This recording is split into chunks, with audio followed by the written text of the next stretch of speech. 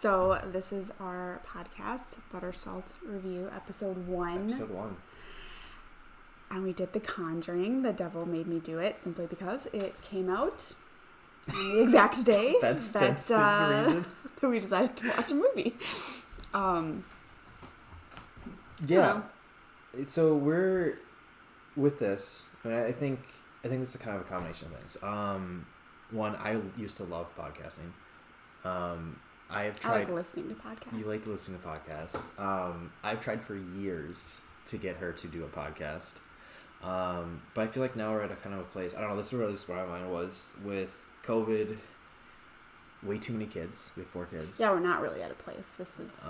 no, it's never a good time to do this, but it's, I don't know, I felt like we needed an excuse to make sure that we were doing something date night-ish. That's how in my mind. I don't know.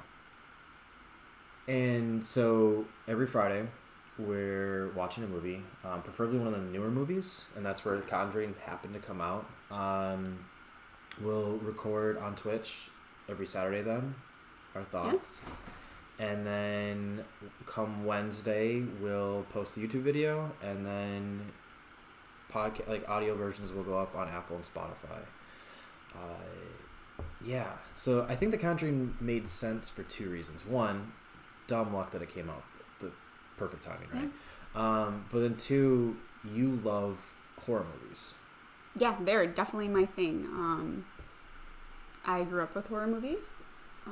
When I was growing up, my dad owned a horror movie shop, so our basement was just wall to wall and aisles of horror movies that he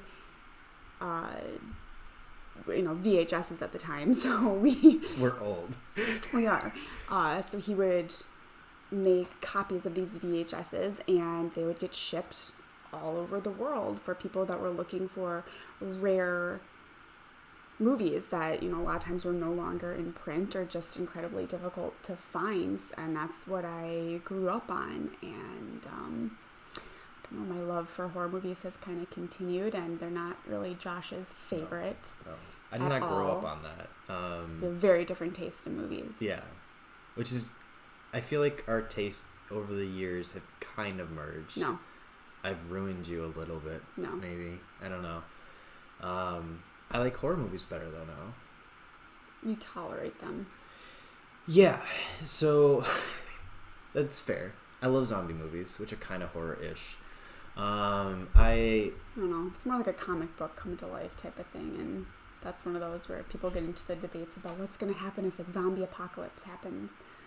I'm going to survive. And I think that's what's fun, happen. Whereas horror movies are centered around the blood, the gore, and then the stupid shit that white people do. Yeah. And I think maybe that's one of the, one, I didn't grow up with them. So there's an aspect of that tenseness that you get, that knee-jerk, oh crap feeling that, I don't know, I didn't grow up with it, so I don't find that enjoyable most of the time. The other aspect I always had with horror movies is I feel like there's this very, rote, what's going to happen, I feel like. And that's where the couple of horror movies that I've really enjoyed in the last couple of years are things that are different. One that really sticks out in my mind is It Follows. I feel like it's there's still that same, which I've come to appreciate more, that tenseness. But there's that different aspect to it. Not somebody being in a town and being tortured, and a lot of this is isolation and then torture. And that's where, I don't know, I've gravitated away from that. The early Saws, because they were, I don't know, more grounded as well. So there's... I don't know if grounded's the right word. It's just horror movies kind of go in 3 different directions. They go in suspense, blood and gore, and then kind of this demonic, realistic, this could happen. People talk about it. This might be a real thing. Whereas we know the Saw movies, totally way out there. You're telling me Saw can't happen? There are all the possibilities between Saw and Jigsaw, tormenting the country versus demonic possession. Yeah. So those are kind of our three ways Did you we just go. say that demonic possession is more likely than one crazy person murdering people? The way that Jigsaw did? Yeah, that's exactly what I'm saying. Okay. Do you know the amount of money it would take to concoct, build, This and lady execute? murdered little animals and made them into little totems and hid them in houses, and that was enough to possess people. But that's just a psychopath. Yes, but that doesn't mean that she has magical powers. There's tons of psychopaths running around. Alright. So. Yeah, but it doesn't mean that they can just, like, manufacture demons. I feel like there's enough psychopaths that have money that could do I crazy. don't know. You have not knowingly met enough psychopaths. Neither have you. Haven't I?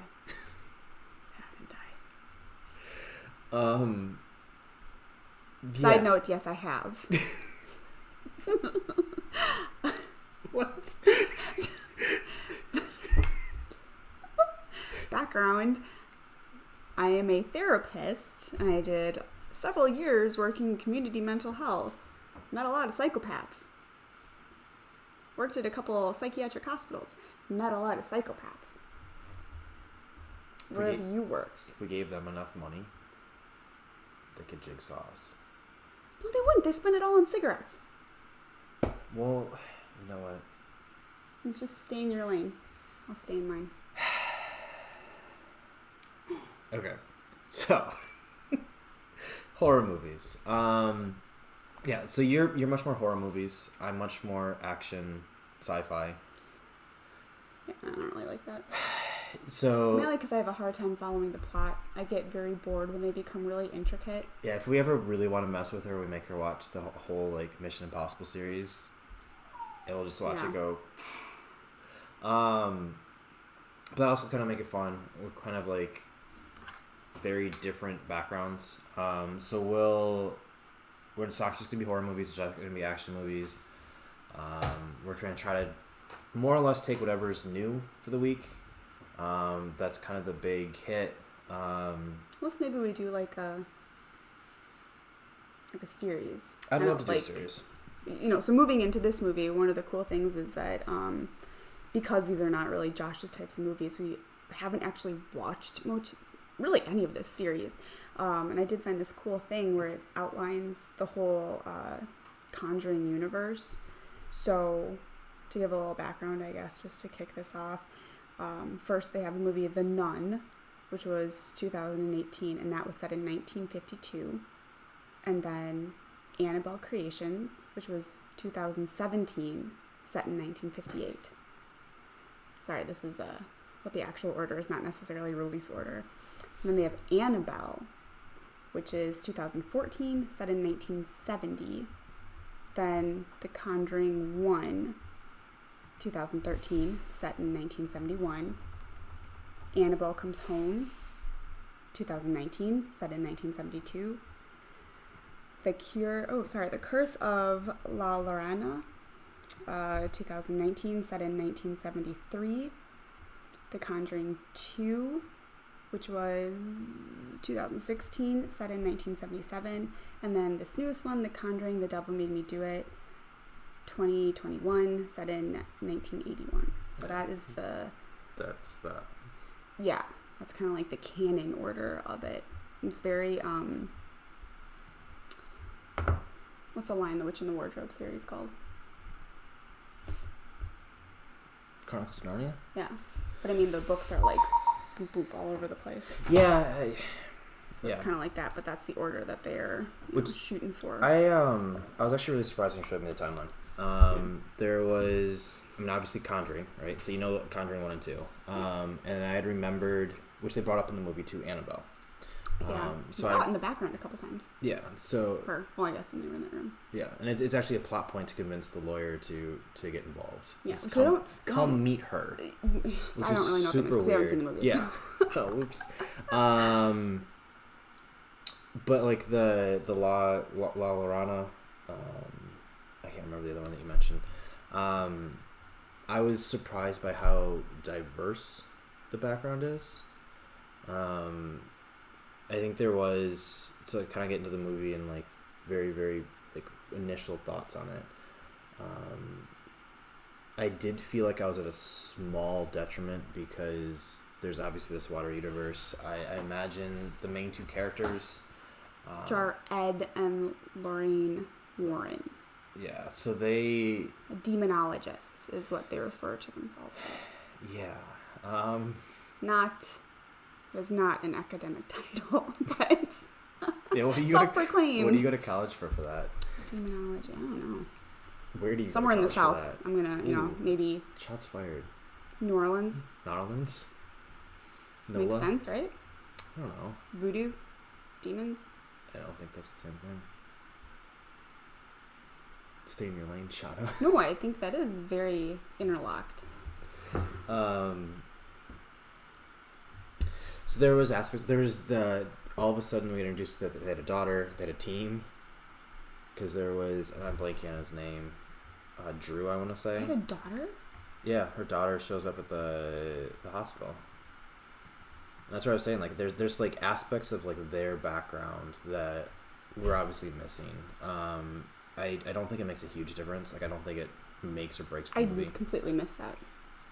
I mean, it wasn't important. She ran in and she's like, "Daddy, are you okay?" And then I got really confused because the white girl looked like the same white girl that was with the guy that was possessed, and I don't know. So there's this broader universe. I think if you haven't seen the other movies, you're at a small detriment. Yeah, but I mean, I don't think it makes or breaks the movie. You can pick it up. It's fine. Yeah, let's go into overall thoughts. Do you want to go first? Sorry, as we said, we have a lot of kids, and sometimes they wake up. We're good. Maybe. I liked the movie. In terms of horror movies, possession movies are not my favorite genre of horror movies. Again, because I don't particularly like the realistic aspect of it. I don't particularly like the this could happen thing, and although I'm being serious, this is why I don't like Fight Club, this is why I don't like a lot of movies that have a lot of physical violence, like true physical violence, because it makes me really uncomfortable. We're not religious people by any means, but I think that to deny the possibility that something like that, beyond our senses out there that could do harm, I think that that's a really uncomfortable thing to think of, and it's really scary, and point of the movie, right, to be scary, like this could happen to you, possession could be real, and so I don't know, they're not my favorite genre because they make me a little bit uncomfortable just because it's an unknown thing of possibility,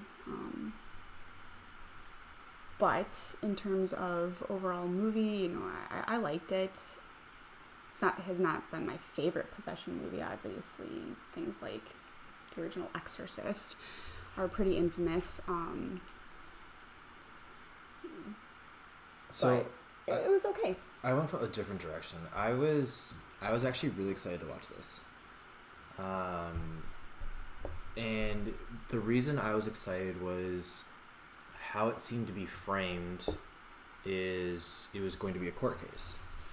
And so I was very intrigued to see it basically be the court case, and that's framing conversations, and it either doing like flashbacks, flash forwards, flash sides, or like even like we got beat up in court, like they go and search for things that night and try to like solve it, and getting witnesses, and it wasn't that. No. And that was the most disappointing thing for me.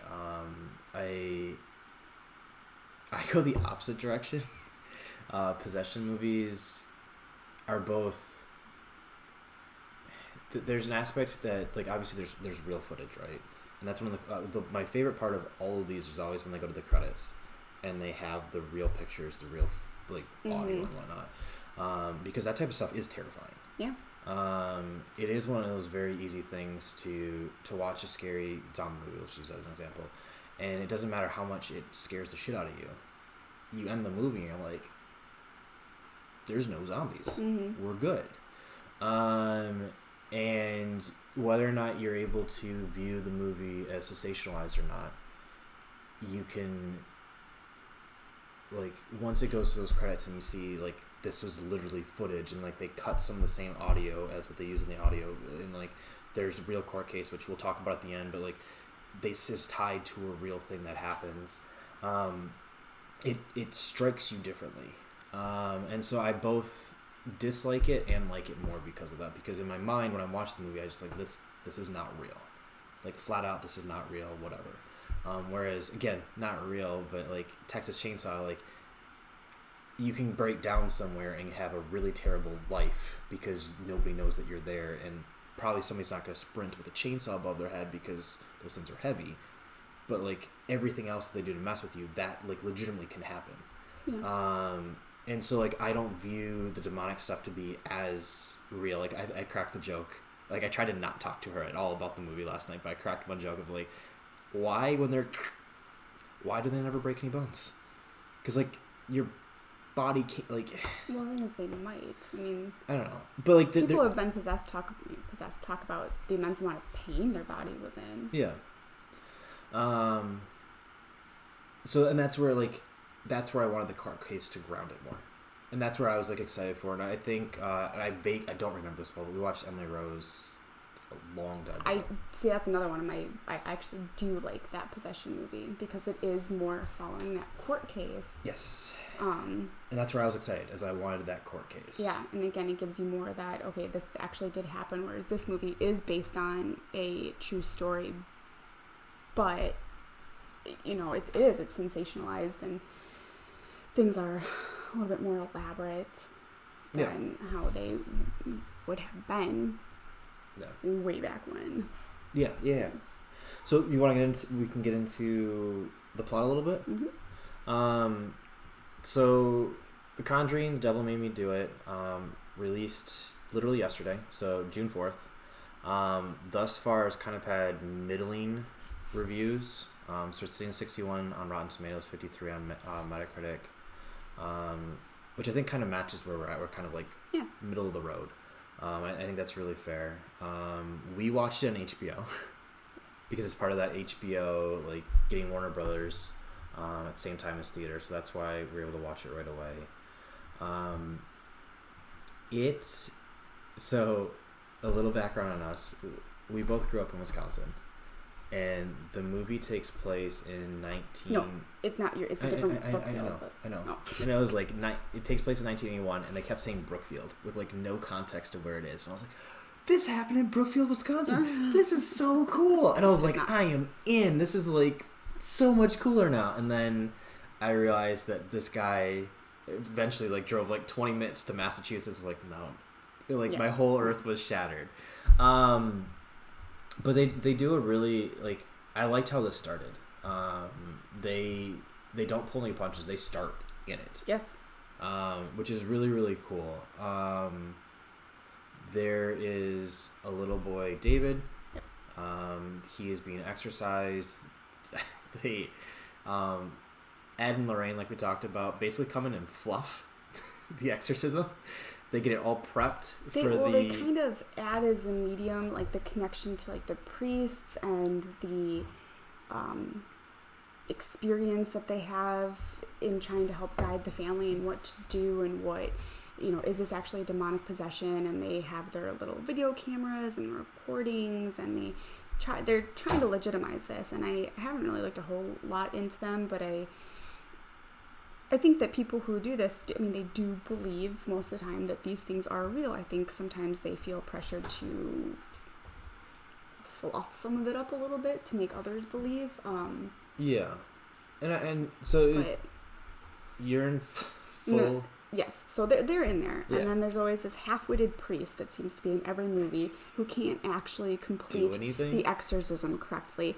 We had 2 in this movie. Because it's probably just, I mean, it's not something that's taught anymore. It's not something that's really, like, priests don't go around performing exorcism all the time. You have to really petition, and you have to go pretty high up within the church to get these approvals, and there have to be so many signs and everything. I remember learning about it at one point in time in school because I went to a Catholic school, and it's really hard because even though movies make it seem like that, people just don't go around performing exorcisms all the time in this day and age. You know, even 100 years ago, it wasn't very common. But well, and that was one of the things that, again, going back to the court case and me being excited for it, and they touch on it. It's like 5 minutes of this movie, and it's right after this whole section. So we're skipping ahead a little bit, and they got into why this should be like tried the way it is, and we'll touch on it more later. But like, I wanted more of that. Of like, why did you need an exorcism? Why did the exorcism work or not like work? Emily How Rose. did it, exactly? How did it transition? Like, how do you justify this? And there wasn't a lot of that. And that was the aspect that I think it starts off really, really strong. Yeah. Okay. So this little boy is possessed and everything, and his family is there, and also the older sister's boyfriend is there, and everyone is very upset, you know, understandably, because this kid starts thrashing around and speaking in tongues and laughing maniacally and kind of, you know, going pale and veiny like they make them look in every possession movie. And at one point in time, he kind of leaps off the table and he pins Ed down and starts crushing his heart, essentially giving him a heart attack. And the boyfriend, Arnie, comes over and he says, you know, take me, possess me, just leave David alone. And so at one point in time, the movie kind of slows down and the demon's like, yeah, this is better. And so there's a shift, and Ed sees this shift. He's the only one who sees it. And things just kind of quiet, and David, you know, becomes himself again, and Ed then has to go to the hospital and have a stent put in his heart, so he's out for a couple of days. But seemingly, this family goes back to absolute normal after this. The next scene is they're having a barbecue, laughing, running around. Yeah, they bounce back real fast. Really fast from just having your child seemingly on the brink of death. And having blood spread of things. He also, like, they're like, hey, why don't you go try to take a nap while we wait for the priest? And he goes into the bathroom, is terrorized by this demon, and he goes crazy and jumps out and stabs his dad in the leg with a knife. Comes flying at his dad. And then, like, the next day, they're like, time for a barbecue. Yeah, Sun's let's out. do this barbecue. Sun's out, guns out. Let's have a barbecue. Everyone's fine now. Yeah. that was... I was shocked. And I mean, the priest's blood is still on our walls, but let's just so go he on. Scrapes, like, this super bothered you last night. There's, like, claw marks everywhere, and you're nobody like, why did nobody... Like, nobody cares. Like, the next morning, you're like, let's put some spackle, let's paint this up. I would have been out of that mother effing house. Well, that's the other thing, is, like, they sort of figure out at one point that the possessions... Like, even, like, they figured out on their own before they got anybody involved that the possessions involved the house. And this is where, like, people are just dumb. Like, why wouldn't you leave? It doesn't mean it, like, in this, with how this story worked, it wouldn't have fixed him, it wouldn't have solved anything, but it's always, like, that classic, like, and there's, sometimes they explain as well, like American Horror Story, the first season. Like, they literally can't leave that haunted house because they don't have the funds and means to be able to leave. Like, there could have been some sort of, like, but they're like, this kid had it for 5 months. He had this demon just terrorizing him. Mm-hmm. And they know it came with him. Like, it was day one when they got to the house. Yes, it was literally the first day they got to the house. And everyone's like, no, we're going to stick around. Which kind of brings us to the next point. So the very first day, they start renting this house. And this kid's wandering around like, oh, what bedroom am I going to take? Finds this room, touches this bed, it jiggles. And he's like, water bed. So he pulls off the sheet, jumps on this water bed, and of course you start seeing the demon hands and the face and everything. And the kid's like, okay, cool. Look. Yeah, dumb kid. Then this demon hand comes through, grabs him, starts pulling him into the water, and so literally, day the one. terrorizing of this child happens day one. Like 20 minutes into him being in that house. Yes. Culminating 5 months later in this attempted exorcism. Yeah. So this is where the movie becomes a little bit hard to explain, because there's basically two plot lines from the point that the transfer of the demon. There's always two plot lines the rest of the time. So you have Ed and Lorraine that start in the hospital because he's trying to recover, and then you now have Arnie that is being tortured by the demon that's inside of him. Also, Arnie, kind of a little bitch. This little David, who's like 11, survived 5 months with him inside of him. And the demon wasn't inside of him. It was terrorizing. That was the whole thing, is it was coming and going because it was coming it would take possession in order to find the human sacrifice that it was promised. That's what was happening during that whole thing, is it was promised a soul. So it wasn't... I don't know. I feel like Arnie did not hold up as well. I mean, maybe it's a stronger demon. Maybe it's a different, like, I don't know. But, like, it kind of caught me off guard that, like, it ramped so quickly. I figured that there'd be a lead-in. But basically, Arnie, the next day, is having a real bad time. He starts sweating. He starts seeing things. Rats start following him around. He almost cuts his leg off with a chainsaw while he's in a tree.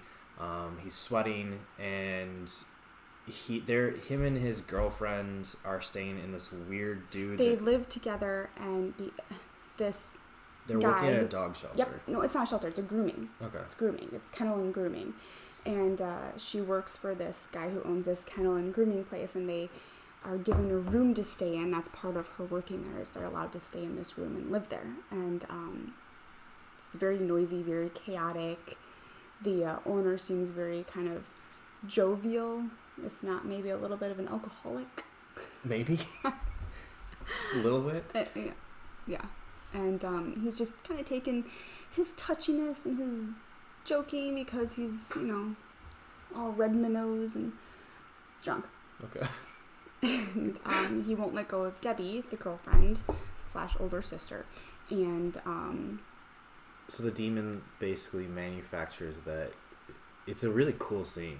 It is a really cool scene. So, because it goes from... It's almost like he's turning into a werewolf. Yeah, like you have him being overwhelmed because there's this noise and chaos of the animals and the music. And he doesn't feel good. He's been sick, yeah. Mm-hmm. And then all of a sudden, this guy's making him drink, and you have this loud music that's like interspersing into him, like this perfect, calm quiet.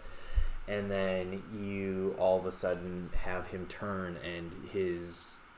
like they talk about marriage, they like lead up to they're gonna get married in this, and like she is being grabbed by this huge werewolf. He's trying to dance with her, but yeah, he's turning into like this almost werewolf type thing. And so he like pushes him away, grabs, and then like he's tracked down by him. Mm-hmm. And then as a hero, he's trying to save her. He saves her and grabs a knife and stabs him 22 times.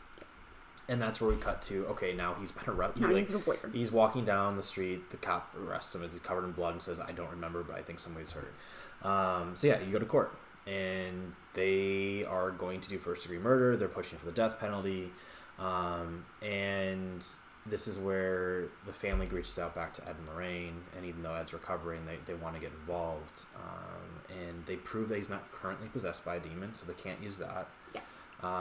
And they try to find this defender that would help, and they're going to go with he's not guilty for the reason of demonic possession. And this is where we start now, like, there's some really cool aspects and then some really boring aspects. This is where the waterbed explosion happens, because they have to go to the beginning. They go into a crawl space under that room. So, you're skipping a little bit there. So what happens is Ed and Lorraine decide that, okay, this is not a possession, it's a curse. And a curse has to be tied to some sort of totem or something like that. So there apparently was another incident. They don't find about that. They find that incident after they found the totem. But they knew about that. They already knew about the incident. They just know that there's curses have to have some sort of totem. Yes. And so they go to the they go to the room, and they're like, it's underneath. There's a stain underneath this carpet, and they pull the carpet up, and they're like, "That's no water stain. Damage. That's demon damage." Yes. So I say they, and it's not really they. It's just Lorraine. Yeah, because Ed basically can't do anything. He's in a wheelchair. He's occasionally on a cane. He shouldn't be on a cane. He should be in a bed. So Lorraine has to do basically most of the heavy lifting the rest of the movie.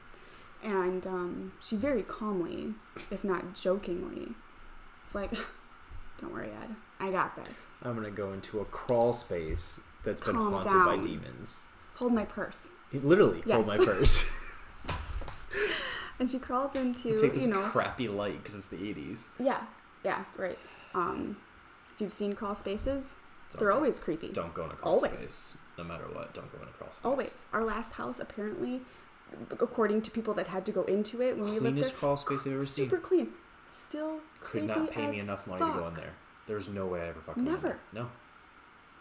Never. Nope. I just won't do it. I love my kids, and if they went down there, they're gone. yeah, they gotta find their own way out. I just won't ever. I won't. Either follow the sound of my voice back out. So speaking of horror movies, or I'll just put a little bowl. I'll shove food in there, but you live there now. you're the house's problem now. Speaking about other horror movie, I can never remember the name of this movie. Where the two kids, the grandparents. Go to the grandparents. That's what I think of every time. It's a M. Night movie, I think. The Visit. More like underneath a porch because they were standing. Yeah, it wasn't actually a crawl space, but I think of that every time. Is I'm gonna be physically forced to go under there, and this thing's gonna crawl after me. Yeah, that thing's super creepy. I always think about again the TV show we were just talking about. For American Horror Story. Yep, and they have the dead body in the crawl space. Which again, it's just because dead bodies belong in crawl spaces. Creepy things belong in crawl spaces. So anyway, Lorraine, hold my purse. I got this.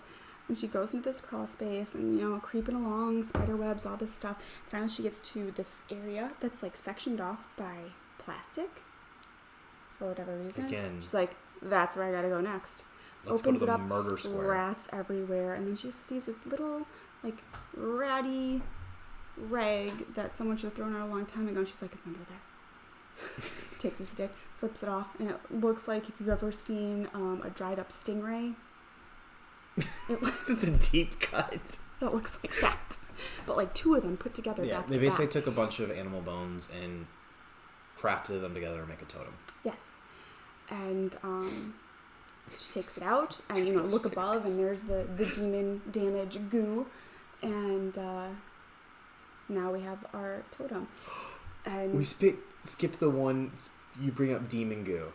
This movie has too many moments of really creepy demon holes and people putting their eyes way uncomfortably too close. Stupid white people. Oh, see, Arnie deserved to get the death penalty. Spoilers for him in the movie, because he put his eye by that creepy hole at the beginning. He got what was coming to him. I guess you and I would make it a little further than the creepy holes. So they take this out, and now they have the cursed object, and they're really concerned. It does. First, they're really concerned with why. Why would somebody do this to this family? And this brings up an interesting point for me. Is the idea of Satanists, because that's what this movie comes down to. Is a Satanist doing this to do it, and the whole thing is, well, Satanists don't care about the why, they just want to cause chaos. And I'm going to say everything I know about Satanists, which I'm definitely not an expert by any means. I don't know a ton about the occult, but I know some stuff. Satanists, it's really not about causing chaos. It's about... Well, it's sensationalized for... It is sensationalized, but I just want to set the record straight here. It's about free will. I mean, you have to kind of start looking at people like Aleister Crowley, who was not a Satanist, but the ideas of his thelema and having free will and doing what you want to do and not being beholden to be this perfect good person because you're told to be, is kind of the whole idea behind Satanism. It's not really this conjuring of demons and being a slave to murder. It's the idea of actual free will. Yeah, and choosing to do things because you want to do them. One of the things... So I wrote notes. That's what I do, is I write notes. I never referred to the individual... We're getting close to the movie where you start to see flashes of the person that does this. And it's hard because the whole point of the movie is you don't know who this is, right? You even turned to me, I was like, I think it's the girlfriend. I did. But the thing is, you never actually really get it. It's not a character you know. So you don't really know. And it's one of those things... So if you're trying to write notes then, it's like, what do you put in? And I always put it as paganist. Which that... I mean, it kind of sidesteps your Satanist conversation, right? Kind of. I mean, this is a totally different conversation. But we're talking about paganism. So... But you bring up a really good point. You say, what is the why? Like, why is it this poor little boy? He is like 11 or 12. Like, there's no... In the movie, he seems I believe really he nice was 8. Oh. In the actual event, he was 11. Okay. He seems like a nice boy though, and so like there's no justify. Like it's not like, oh, this kid's a little dick. He had it coming, right? But so they, because of this totem, they have direction. So they're able to reach around to different sources and start tying like how does this relate. So you had mentioned a court case or a different There was some cop cult. case. But they also got hooked up with a former priest, so Father Kastner. Who was doing a lot of research about this cult that I think they mentioned murdered a whole bunch of people. I don't know. Yeah, so it becomes really interesting because he almost, like, you'd assume that the conversation, like, how you tell good storytelling, like, as a viewer that we don't know what's going on. And so there usually has to be some sort of voice that provides direction to ground it and like make you understand. And I think it, in a lot of ways, it would have been very easy for it to be Ed and Lorraine. They've done demonology for 20, 30 years. Like, we find out very shortly after this that she has special powers. She's kind of like a medium. And so you'd assume that it'd actually be that individual that drives the conversation forward of explaining this. And because of the circumstances of like the transfer, him no longer having the demon in him, them not being able to interact with the demon, them also it being more of a curse than a possession, they're kind of fish out of water. And so this Father Kastner becomes very much so the direction of making the viewer understand the situation and understand like how severe this is, the history of it, and so that's kind of like the storytelling device that they use is by telling Ed and Lorraine this. So they visit him. They go to he literally gets basically exiled. Seen basically from the church. He retired, but he's on this like tiny little like manor. I think it was a sawmill. Yeah, former sawmill. You're right. And he's a weird, creepy dude. Yeah. But he gets into exactly what you're saying, because they're like, why would they do it? And he calls out that their purpose is to drive chaos. Which I disagree with. Which is fine. But I think he uses that as a base statement, and then it becomes a much more prolific statement because he uses a historical element. And so he's been studying this cult of the Ram. That's what he did for 20 years. And he got really deep into it. And at one point, he takes them to their very, very, very immensely creepy basement. Yeah, so he has this basement, a locked basement. It is essentially a museum of oddities. All having to do with this cult of the Ram, right? Was it called Cult of the Ram? And different but it's items of power. Yeah. Books of power. Demon relics that he has. And, he's using these as historical context to kind of put all these things together and literally like a museum. But it's creepy. It's locked. And that's where I think when they ask the why, he does say it's just chaos. They have no why. But then he tells a story. It was like he warns them off, like, do not do this. Like, do not, like, forget that you saw this picture. Walk away. Let the boy get the death penalty. He technically did it. Like, just leave.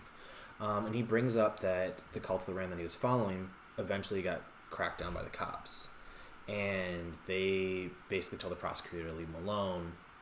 And the prosecutor went forward, and the cult of the Ram cursed him and his family.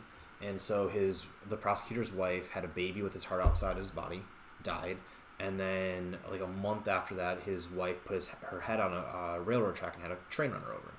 Yeah. And so he's basically said, like, when he's talking about that though, he's talking about how they do it for power, which I think is much more of a relatable and like justifiable reason for somebody to do something. And I think when you start looking at what the paganist, which use that as the blanket term, like, she was doing it for power. Is how I more so interpret it, instead of like they didn't really get into it. They don't get into it, which I think is actually again one of those redeeming traits of this movie. I actually really enjoy that they never touch it. Demonizes her a lot more too. Yes. So it's interesting. So we cut away from Father Kastner, and it's nighttime. Ed and Lorraine go back to their house to kind of convene with their team that we get introduced to.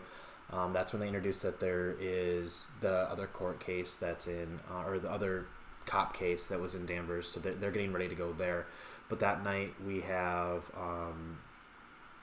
Arnie. This cop case, what happens is they I was put gonna get out, to that. they put out a picture of this relic to see if anybody like in surrounding areas, police stations could identify it, and a detective gets in touch with them and says, I've seen something very similar to that. Yeah. So that's where we kind of are. Yeah. So, and just to bounce back to Arnie really quick, Arnie's not having a good time. He's not. He is So he's having in prison. a real rough go of it. He's being slowly tortured by the demons that attack him, and that's we're going to focus on Ed Lorraine because that basically pushes the story forward, but kind of assume at all times that there's tiny cutbacks to Arnie, and Arnie's He's just suffering. not doing well. He's suffering. The demons basically visiting him constantly, telling him to kill others, telling him to kill himself. He's just not doing well. He's not sleeping because that makes it worse, I think.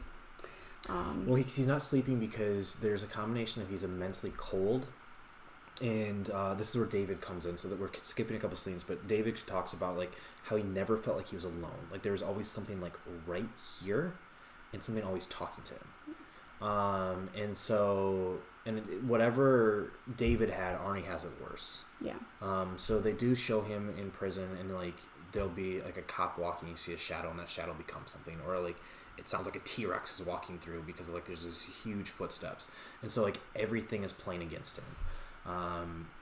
And so it just, he's not having a good time. So Ed and Lorraine go to Massachusetts. They meet with the cop. The cop's very excited because he needs help on his case, because this girl Katie died. This case that he's working on. And Jessica is still missing, and they're trying to find Jessica, and they're also trying to figure out what happened to Katie. But they also found that same totem, so they're hoping that they can give justification of what this totem is, so they give them clues. Whereas Ed and Lorraine are going like, we need to tie demons to this to make our case stronger, so that possibly Arnie can get off. And the cop, which I don't think we got his name, basically laughs him out. He's like, no, I'm not helping you. This is ridiculous. I've heard your clown show you guys are going to do. And this is where we find out Lorraine's got powers. Yeah, she's kind of You said a medium, which I think is good. Psychic / a medium. She kind of sees connections between... It's almost like she can go back in time and be part of the scene that she's trying to look at. But she can also bridge the current. Yeah. And so the cop tests her. He asks her to pick out which of the murder weapons was the weapon that he has in his case, and she just goes, this one. Yeah, she immediately does it, and then they get in a car, which this part, though, was really cool. Out of all of them, they're driving, and you can still tell, he's like, you had a 1 in 3 chance, like, come on. It's pretty good. And then she's like, okay, but you missed that turn. Why'd you miss the turn to go see where Katie died? I was like, Lorraine, I like you. And that's where he's like, oh shit. And so they go to the body, or the body was, and this is where she bounces back, and she literally lives as Jessica in the scene. And you watch them walk around the forest. You see this nice touching moment Again, of them. Why these two teenagers are out in the forest playing like 3-year-olds in the sandbox? I got really confused. I don't know. That was one of the things that did catch me off guard is with how they were acting. It was like 8th grade, like BFF, here's my bracelet. And then I found out that they were definitely teenagers. They were sophomores in college. Yeah, they were. They just finished her freshman year of college, or sophomore and literally, year of they're romping around the forest at dusk. That's when else are you supposed to romp around the forest? I mean, I don't know. I don't do it. If you're not doing it at dusk, you're not doing it right. Doing it right. And then they have this very sexually charged moment of exchanging these friendship bracelets. I thought for sure they were gonna kiss, and instead Jessica stabs her in the chest. Yeah, they might have even been in nightgowns. I don't remember at this point in time. It was a weird scene. It's a weird scene. I mean, I didn't do that with my friends in college, but maybe I did college wrong. I don't know. Maybe I should have been doing these things. No comment. So it's again, this is one of the things that will become really interesting is Lorraine has this power, but for Lorraine she bridges the gap, and that gap has a physical bond with her. So she's stuck as Jessica unless somebody can break that bridge. And so she gets very violent towards nothing as she stabs Katie. Then, like Jessica does, she sprints off in the distance. She kind of comes to for a minute. She's like, oh my god, what did I do? And she starts sprinting away because she's freaked out. This was another cool part. So she gets into the quarry, and she Lorraine snaps out right before she runs off into the quarry. But because the bridge is still there, a demon reaches up and grabs her and overstrags her off. Ed lunges, he's having heart palpitations. Yeah, Ed's gonna die because his hearing heart's his heart terrible. in his ears, and he's like, "Oh, Lorraine!" He grabs her just in time. What is the cop doing? That's what I said last night too. This cop is being outrun by a man whose heart is literally about to burst. With a cane. With a cane. And it wasn't like a stereotypical like I eat too many donuts fat cop. No, it was just a cop. He was just a normal cop. So they find they of course say that Jessica's out in the water at this quarry. They find her. Jessica's down there. That's exactly how it went. Don't have to watch the movie. That's exactly how it went. So they dredge the quarry for a third time. They find the body. He thanks them. Everyone goes on about their merry way. And this then gets to like a very tiny, like interesting point of like again it comes down to connection. And so she talks about like there was no connection when she was with Arnie, but there's a connection with things tied to this. So if Jessica died while that demon was still in her, which you seemingly so because she got pulled down, that she could connect to Jessica. So what does she need to do now? Break into a morgue. Yeah. Why wouldn't she? She's got to touch Jessica. Yep. So to me, this was the most hokey part of this whole movie. This is where you got lost. This is the part. Yeah. Okay. Yeah. Break into this morgue. Literally break in. Yeah, break the uses glass. his cane, breaks his glass. Break into the morgue. Because nobody's there guarding the dead bodies, apparently. Yeah, you literally just got your star piece of evidence. It's the 80s. It's not that long ago. They wait 2 hours after it gets delivered to the morgue. Like, technically, there should have been an autopsy during that time period. I don't know, it depends on the time. But, like, this should have been, like, top priority. And instead, nobody's in this building. So they get into the morgue, and they're looking for They also left the dead body out. Or Jessica. They didn't put any dead bodies in any sort of... My dad was a medical examiner during the late 80s. Assistant. But they always put them in the little boxes. All the water.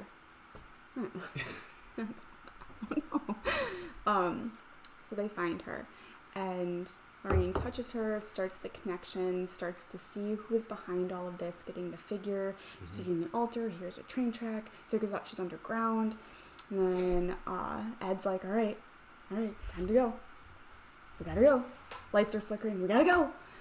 And all of a sudden, this big ginormous ass mofo, like as wide as I am tall and twice as tall as I am tall. It looks like he looked like the size of a sumo wrestler. So she just huge. We keep talking about bridges and connections. So she usually there's nothing on the other side of the connection. Lorraine. For Lorraine, yes. Because she's connected to the demon, it's connected to the pagan. And so she completes the bridge all the way across. And to the person who is casting all of this. So this now gets into the pagan is not aware, except for she is torturing Arnie at the time and going to kill him with glass. And so she steps in and she stops him. And that's when she becomes aware that this is occurring. So because of that, now they are staring at each other in the same physical plane. And that's the pagan's like, you got a bunch of dead bodies for me. So yeah, big dude, huge, absolutely huge dead body. Like she sends a demon to take possession of this dead body. This dead body pops up and starts trying to attack Lorraine. Ed T-bones him. Ed's a trooper, man. Yeah, he is. And this dead body hits his head. The connection's broken, so it just dies. Yeah, hits his head and he dies again. This dead body dies again. Demon's gone. But now, this person who's doing all this knows who they are. Yep. Dun, dun, dun. Yeah. So, up until this point, I feel like we're very much so on the ramp of this movie. Yeah. This is where I feel like the movie kind of starts to take a sprint. Like you can tell things have been escalated. There is like the big bad person obviously knows who the good people are. They know that they're aware. They know that they're going after them. You've already gotten the warning from Father Kastner that like these people will go after you if you get in the way. So we already had that foreshadowing, and the pagan doubles down like, you're mine. Yeah. I need those souls. And also it becomes very apparent that Arnie needs to die because that's what the pagan's trying to do. And so they go back home. They have a very, very tiny conversation. Drew, who's the helper, says that he found some book, blah, blah, blah, and it takes a murder and a suicide. And so with Jessica killing Katie in the case we were talking about, that was the murder. Now Arnie has to be the suicide. And I don't remember really why, other than Ed's been having a real hectic day and he doesn't take his medicine at any point. Never takes his medicine. Never takes that baby aspirin. Dude passes out. And this is my favorite part of the entire movie. Take it away. So he passes out, seemingly wakes up, and he's in his bed. Because that's what happens when you pass out. I don't know. I mean, people seem to do weird things in tunnels and basements and promise forests if you pass out right now, I'll carry you to bed so you can wake up in bed. And he starts wandering around the house, and you can tell the house has been broken into. He cannot find Lorraine, and he gets to the front door. It's been kicked in, and he finds Lorraine's always had a rosary, and he finds that rosary. I guess there's a much bigger meaning to that rosary beyond anything to do with this, which may have been revealed in previous movies. Probably in the other movies. And all of a sudden, the pagan lady's right behind him. It gives you like a tiny jump scare, but whatever. And then they talk. And they're having out this conversation. Which I will say, this lady, if you've ever seen the farmer painting, the really famous farmer painting with the guy in the pitchfork and his wife standing next to him. Gaunt. She looks exactly like that wife from that painting. Exactly, to a T. Just skeletal, thin, wearing one of those, button up, here's my dress, I'm a Amish Mormon. I'm just enjoying how many people that you can insult during the course of this. It's very conservative looking. Yeah. And just tight bun. Yeah. And so they have a conversation, and basically, like, he's like, I will do terrible things to you if you hurt Lorraine. She's like, okay, good luck. And that I have Lorraine now, conversation. And then she mists away. Yeah. Just like becomes shadow and like merges in with the shadow is gone. And then you hear a creak. Smog. And that big motherfucker's back. Just all of a sudden he's there. And he attacks. And so he uses his rosary to protect himself, because, of course, that always works. And then grabs a ginormous knife and is like, murking this dude. And as he's about to kill this huge, ginormous dude, Drew grabs him. You're like thrown out of the stream, and he almost kills Lorraine. Yep. Which that is, like, when we talk about, like, demon movies, things like this, it's that transference between real and not real. And when they play with that... Yeah, but you have people that are literally dedicating their lives to demonology and the possession of people, and they think all this shit's, like, just a joke. And that's like, where... wouldn't you have a contingency in place? Like, if you come at me... This isn't, like, Inception. Oh, some crazy shit's happening. Oh, the die didn't, like, roll the way it was supposed to. Start wearing a belt with, like, a mini cricket bat on it. It's flat. You don't want a real bat. Just How big is this bat? Mini. I said mini. A mini bat's, like, this big. You're like, ah. Okay, a real cricket bat. Stop me. I don't know. Nope. Nope. Nope. I don't know. Okay. A mini bat. Just take, get one of those little belts. But the problem with your bat idea is, so if I'm in a dream and I accidentally murder you, yes, the little bat would be good. But that's what the bat's for. But if you're not dream person, the 407'5" ginormous dude is gonna view that as a toothpick and be like, boop, and he's gonna be like, I don't know. I think you just need a druid that stops you from murdering your wife. I'm just talking about a simple contingency. Now you're taking it way too far and outlandish. So, and that's part... There should be handcuffs all over the house.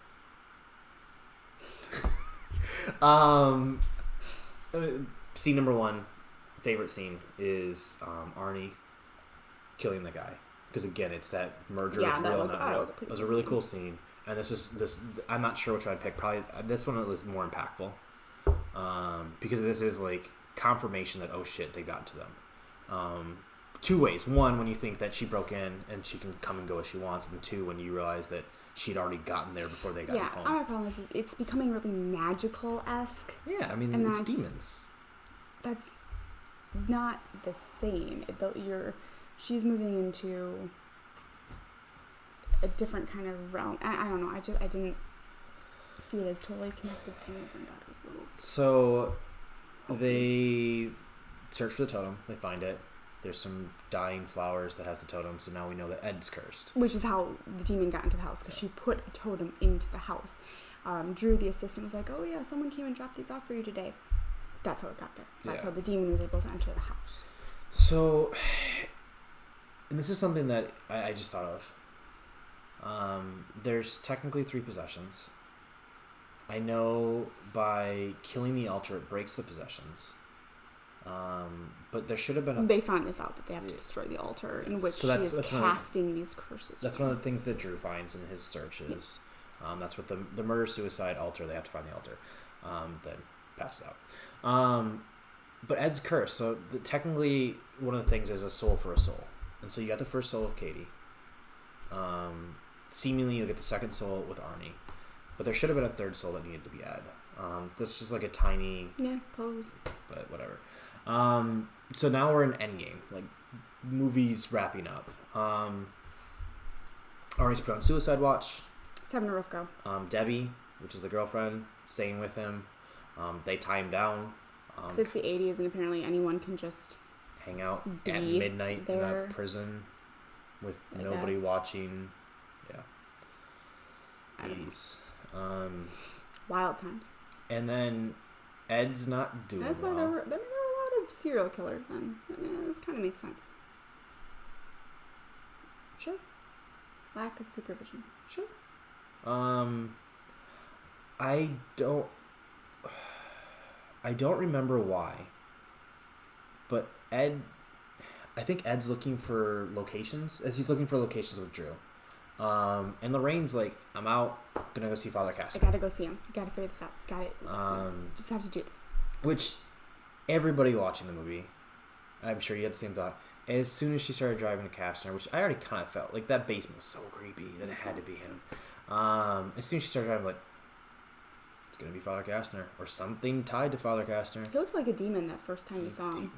He looked real rough. Yeah, he looked real bad. And then she didn't want to go in the basement because she was getting bad feels. So she goes there. He takes her back to the basement, locks her in the basement. First, he locks the door behind her when she walks into the house. And then locks the basement as well when they walk through. Which, you ever walk into a room with anybody... No, she walked in after him. He couldn't have locked the basement door. I thought they locked it. Well, remember, she's standing up at the top of the stairs like... Oh, yeah, and then he's like, he has all the lights off, and she walks down, and he's like...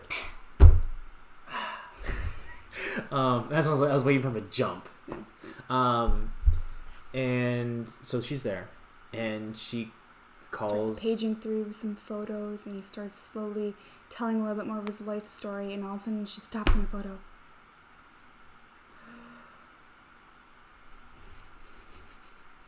Now we get the whole picture. Yes. So it's his daughter. Yeah. Kastner was the bad guy all along. Not really. Kind of. His daughter's the bad guy. He empowered the badness. Yes. His daughter's the bad guy who looks to be about the same age as him. That's what evil will do to you. Life. That's why you don't deal with demons. So because he was a priest, he had this daughter, secretly out of wedlock, and he's a priest. Shouldn't be doing that in the first place. No sex for you. The mother dies, and he keeps this child in this house with him secretly. And so what does she do? Because she's all alone, friendless, she starts exploring the creepy tunnels underneath the house. Yeah, that's what she did for fun. Yeah. his obsession with this ram cult is creepy. And then he's leaving demon stuff all over the house. So what happens to this child who's left alone to do nothing but explore creepy tunnels with a religious zealot as a father, and then demon paraphernalia everywhere? Yeah, this is where I say Castner was the bad guy. Not great father. Mistakes were made. Yeah. Yeah. So, what's Castor's idea? Hey, Lorraine, why don't you wander around these tunnels by yourself? Go, find the tunnels, that's find the the solution. altar. So as all this is happening, Ed finds out. Ed freaks out, jumps in his car. He puts it all together. So he's racing there. She's racing through tunnels. As he closes the door, closes the door behind her in the tunnels, which is kind of fuck you, Castner. It's a secret door. Which it was kind of a cool secret door. As he closes the door, the frame cuts and she's standing right behind him. Yeah, the daughter appears, kills her dad. But it's better than that, because he was like, I was a shitty priest, I was a shitty dad, and then like I feel like he was about to say, hopefully I'm not shitty at killing myself, because he has a gun, he goes to kill himself, and she stops the gun and slits his throat. And at this time, Lorraine, the connection between her and the daughter, whose honestly name I don't know. They don't say it, I don't think. The daughter. That's why pagan. That's all the notes. Is like in and out, and so Lorraine's vision is not entirely her own during this whole thing. So it makes it very. She's very disoriented. Yeah. So it's dark down there. There's tunnels everywhere, and then she basically has split vision. Yeah. She's also like experienced Castner's death. So that's messing terrified. Her up. Right? And then she knows that this woman knows all the tunnels. She's short on time because Ed might die and Arnie might die. So there's a lot going on, and she finds the altar. This thing, it's like a huge marble table, and she's just there. Can't do it. She's like pulling on it, and is like, come on, like that's maybe if I take a running start. It's not gonna happen. So bad. Yeah, it's. So she's screaming then finally because she like the pagan lady runs, so she runs away. I can think of. I used to be able to lift a spoon. Yeah, it doesn't even seem like. Again, not thought out, right? But I don't know what they were expecting the altar to be. And so then she starts screaming because this is about time. Ed shows up. He's screaming for her. She's screaming because she's being chased. This pagan lady's doing like the Terminator where she just walks everywhere, but is terrifying the whole time. Ed finally breaks down. He comes down with his huge sledgehammer. He's going to come fix everything. And what happens? Daughter. Pigling. Magic. Awesome. I don't know. She just blew dust in his face. And now he's possessed again. He's possessed and blind? No, he was like... Kind of? He wasn't blind. He didn't register... Like, he was taking orders and didn't register that it was Lorraine. Well, I know that. So he viewed that he had to kill Lorraine. That was like his only goal. Weird. Too much magic in here for me.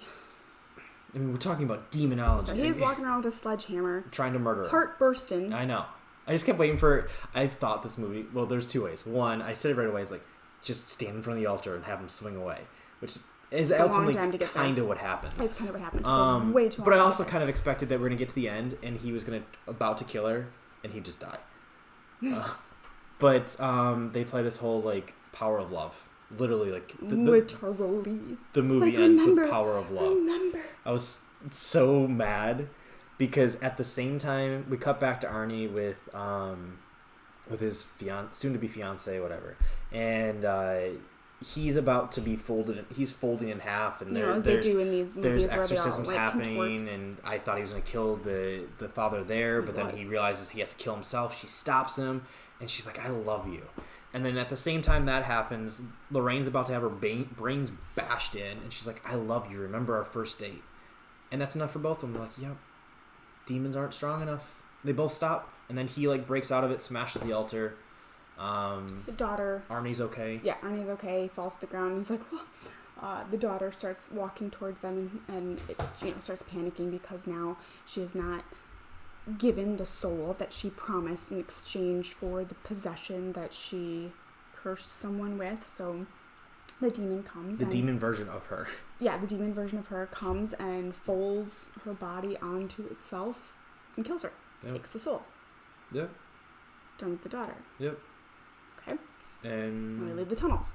That's it. And then Ed's gonna die, and Lorraine stored a pill for him the whole time because she knew Ed was too dumb to actually take his medicine. She has a nice big locket. She stores one pill. Just one. Everybody gets one. Just one. I would fill that thing with pills if I knew my husband was that forgetful. How dumb it is with this. Or I would just keep it in my purse. But she keeps giving the purse to him anyways. So then I'm just saying they'd be. That's how you lose a purse. I don't think that's true. And so we do a time jump. Day in court. He's found guilty of manslaughter. I think this is actually done over like text. And then served 5 years. Marries his girlfriend Debbie. They're still married today. Yay. Cut to Ed. They kept talking about like their first date. He builds a gazebo or has it built in their backyard. They had in their first date. And then fade to black, and this is where we get to the credits, and it's like actual footage. Audio yeah, so pictures. The credits are really cool, and Josh was talking about that with like the Emily Rose stuff is when they kind of give you those found footage things, and they had this audio recording of when they were trying to excise David, and you hear his mom like, David, stop it, David, please just stop, and he's laughing like a these really creepy screams and laughs. Crazy person. And which is me. I would think that's terrifying because like they do that a lot in the Emily Rose movie, and it's scary. It is, because again, it's one of those, it could happen. It's real. And it is, that part is real. What they have is real, and it's just terrifying. So they play, whatever that minute clip that they have, and then they give their little thing about how Arnie was convicted of manslaughter and he served 5 years. So the real story starts very, very much so exactly how this story starts, where there's a family that moves into this house, and then they're there for 5 months, and they start noticing their son exhibiting all these weird behaviors, and then it culminates with him attacking someone, and they start trying to have these priests come in to perform the exorcism, and eventually they get hooked up with Ed and Lorraine. And which is kind of cool that they're real-ish people. Yeah, they are. I mean, I don't know a whole lot about them because I'm not particularly interested in this stuff in terms of like historical aspects, but I mean, it is an interesting thing. It just kind of terrifies me a little bit. And the demon, supposedly, according to, this actual event, there was this transfer of the demon from David to Arnie. And at some point in time, sometime later, Arnie does kill Bruno, was that his name? I think it's Bruno. The kennel owner, which is where he and Debbie were living together. And this was the first court case in the history of the U.S. that was attempting to have like the whole demon possession thing be their defense. It was not successful, but it was the first attempt. There had been 2 attempts, although I can't remember if they were successful or not, 2 attempts in England. Which they do mention at the beginning of the movie. Yeah. I don't know. I view if you're supposed to get first-degree murder and the death penalty being brought down to 5 years of manslaughter, no. I view that as but it wasn't. That's not why that defense was not successful. Okay. What ended up happening is they used a self-defense thing, saying that Arnie acted in self-defense, and his sentence was actually 10 to 20 years, but he only had to serve 5 for manslaughter. So that is how the story ends. Yeah. IRL. So that's it. It was a cool movie. I like those based on real events type stories. I think those are cool no matter what the genre is. I think those are pretty awesome to have actual historical context to them. Yeah. Again, this shit is terrifying because it's real. I remember after watching the Emily Rose movie, I swear to God, I woke up at, 3:01 for like the next week. So it's scary, but this movie was okay. It had some hokey parts, a little bit too much magic in it for me. My issue was pacing. That was my biggest pacing. issue. It was a little There is 4, 5 really, really cool dynamic scenes that a lot happens in.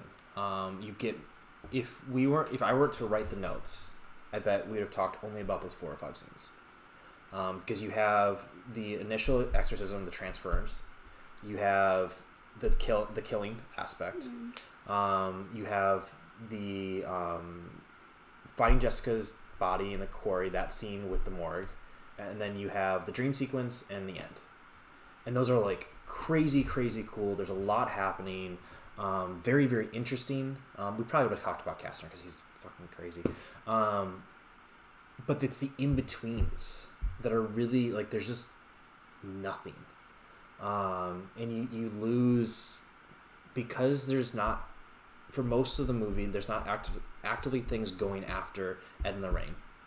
And you literally have Arnie indefensible, like, he cannot defend himself and he's locked in a small room. Mm-hmm. There's not a lot of tension's not a good word, but like there's not a lot happening. No, there's not. And there's not, you don't have a direction of where the villain is, which is cool because that's a mystery, right? But there's you just lacks, there's pressure of a scene or like tension of a scene is just not there. And so you're more relying on those jump scares or the demons. And so that's the issue I had, is like the pacing of it was off. I don't have an issue with the magic. For me, if you're adding demons, there's some sort of supernatural, something more that you don't comprehend on a daily basis. So, like, I'm fine, as weird as it was when she blew the dust in his face and whatever. But like, which I know, like, that pisses you off. Bothers me. But like, there's an aspect of that's fine because we're dealing with crazy shit. It's just the mundane of the conversation, which maybe because it's grounded in more of a realistic story, that's where it's lost. I do like with how they did not have to tell everything, which I think is to the benefit of the movie.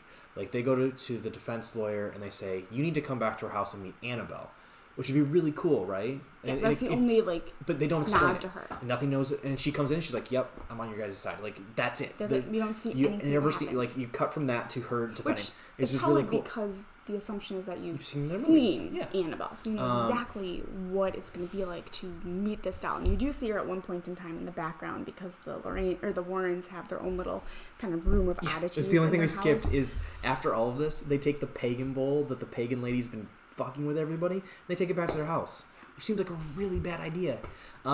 Which is why they have no contingencies. But they also like, they make fun of all this Kastner shit. for all of his shit in his basement. And they're like, you know what? Our shitty room has a window, so our room's not as creepy. Yeah. Like, we won't lock the door. It's the mundane of the conversation, like, of the movie, that is like, it just, there's so much blah. And then you get into some of the hokiness for some of the scenes, and that's where, like, it falls apart for me. Like, it's not a genre that I want to see. It didn't appear to the court case that I wanted to see. I don't have the rest of the series, like, on its side. Yeah. And then it's not paced well enough for it to be something that I really, like, want to stick with. Yeah. Like, it would be something that I would not recommend to somebody else. It's okay. I don't know. For me, when these movies are based on the true events, I really prefer them to have a little more reality to the story and not add so much, Yeah, I mean, it's no sparkles. It's no Emily Rose. Yeah. And that's really at the end of the day. And I think there's another Gillian Flynn TV show or whatever where there's some cults in it as well.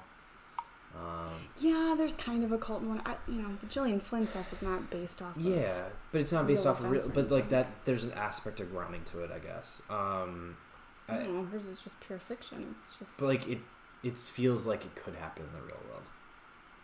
I don't know. I suppose. Like, there's, I don't know. It's grounded, but it's not grounded for me. Is the story, and like I think they took some of the grounded aspects and to the detriment of the story, and then for the non-grounded aspects is some of the stuff that also makes it not interesting. It's I don't know. Would you recommend it to somebody else? No, if you're talking about purely like demonic type movies, no. I wouldn't. I would be like, no, go watch The Exorcism, or go watch The Exorcism of Emily Rose. There's another one that came out recently that I can't think of because we haven't watched it, but it's supposed to be really, really good. So you're basically The Conjurings are not like watch anything other than this movie. The Conjurings in general, because I've seen the first one. They're not really movies that I'd recommend. They're entertaining to a degree, but like I said, with these type of movies, I prefer them to keep a little bit more to the true story and kind of make it more like a documentary, like a suspense documentary, I guess. That sounds terrible. Sounds interesting to me.